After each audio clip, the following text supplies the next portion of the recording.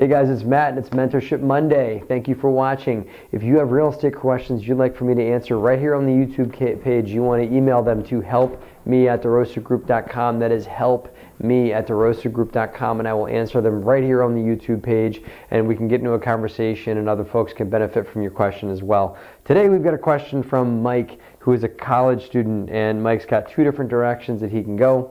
Mike wrote a very long email, very thorough. I love you, Mike, with all your detail that you sent me here. Not that other you guys that are going to send in questions have to send in this kind of detail, like 2 pages of stuff that Mike had me go through. But it's good. What it boils down to is Mike has some cash now. He's a college student, has some cash now, will have quite a bit more when he graduates through some internships and things like that, and then is projecting maybe saving up even more money. And that's, I'll give Mike's numbers. Mike, when he graduates in a year and a half, will have $96,000, $95K, that he could put into real estate now. Or he could save up after 7 years $356,000 by Mike's projecting out his living expenses, which is awesome that you're thinking that way, Mike. And he wants to squirrel away $356,000 in 7 years and buy his first property, because Mike has read some books from some folks that have talked about not investing in real estate until you can buy a mid-sized multi as your first investment.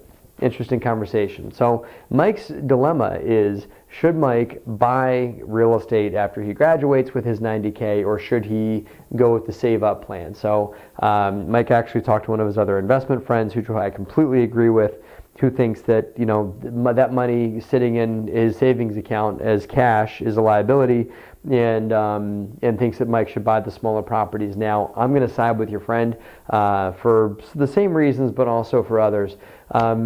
The options are, just so you guys are clear on, is you know, Mike should save up a bunch of money and buy a big multi, or when Mike graduates, take his 90 that he's got and buy a way smaller property, and then just start buying more and more real estate as he goes, build up a track record, build up his investment base, and in 7 years probably have a pretty sizable portfolio. So I'm going to go with B, which you should buy real estate when you graduate and perhaps live in a 4-unit. You allude to that here in your email. Maybe you buy a property on an FHA mortgage and live in 1 unit, rent out the rest, learn the game of real estate. It's going to cost you way less than 90K to do that deal. So maybe you do that deal and do another one right behind it.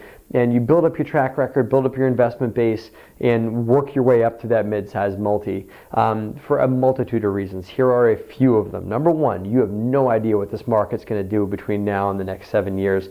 Your friend alluded to inflation killing you. Well, if inflation goes up, and we have what some people are predicting to be a high inflationary period over the next couple of years, your friend's right. That 350K way in the future is going to be worth a way less than what money now in action in real estate will do. So that's number one. You don't know what this market's going to do. You know what today's market is, and you can invest on today's terms in today's market, but predicting a market 7 years from now, there's just way too many variables for you to do that.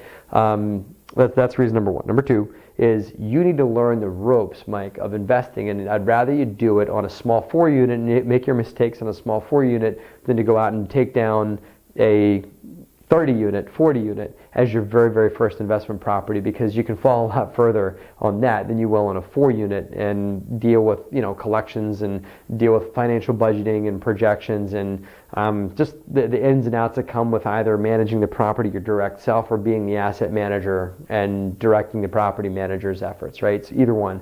You need to learn the ropes on a smaller scale and then scale up. Everybody that I know that owns big real estate started small and worked their way up. Even guys that own a lot of real estate, and the guy that you're alluding to here, and I won't say the name, but that you're alluding to here, probably started a lot smaller than the field that they're in right now. Just my 2 cents, Mike.